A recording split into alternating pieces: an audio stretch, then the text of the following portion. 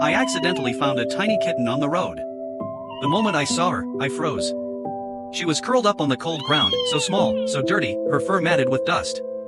Her eyes were tightly shut, and her breathing was so weak that I was afraid if I came even a little too late, she might not make it.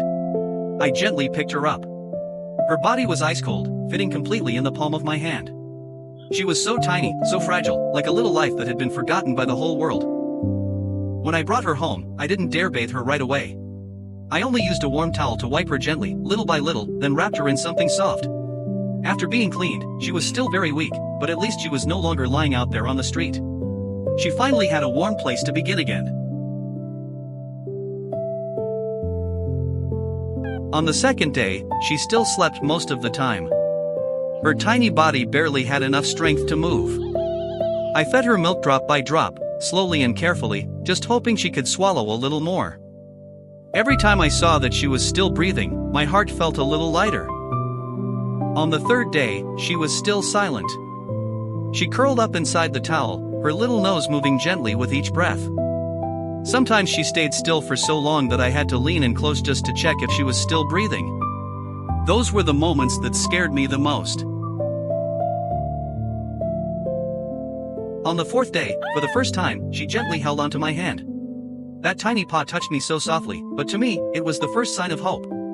She was no longer just lying there waiting to be saved. She was trying to live. On the fifth day, she started moving a little more. Her movements were still clumsy and weak, but she began to turn her head, search for warmth, and rest quietly in her little nest. Every tiny change felt like a miracle to me. On the seventh day, she began to crawl across my palm. Her movements were slow and unsteady, but she was no longer motionless like the first day. I watched her trying with all the strength she had, and silently wished, please, just hold on a little longer.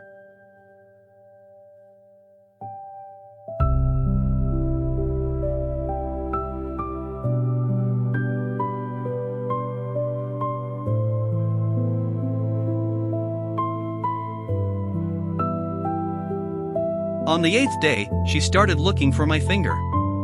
She pressed her face against my hand and stayed there, as if it was the safest place in the world. From that moment, I knew she had begun to trust me. A very small trust, but enough to soften my heart.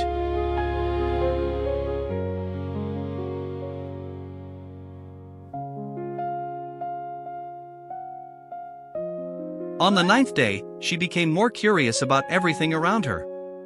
She crawled across the blanket, turned her head to look around, then wobbled and lay down again. Every tiny step felt like a quiet message saying, I'm coming back to life.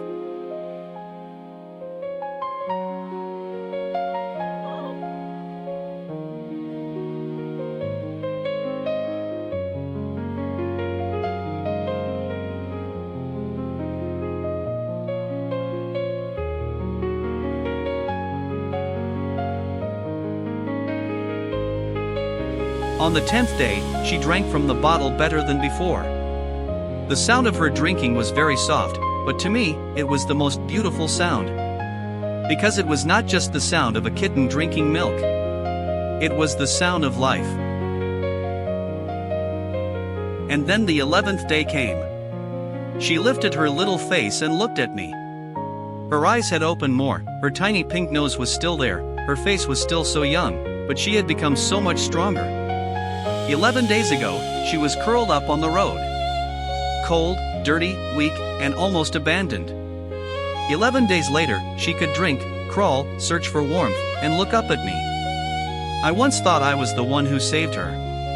But maybe, in some way, she also saved a part of me.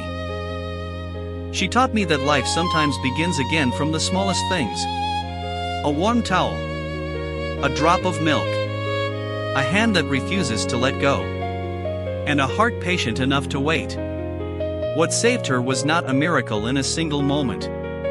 It was every single day, every tiny effort, and every time we refused to give up. And then, she stayed.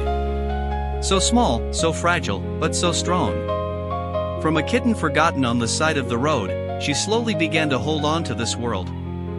And to me.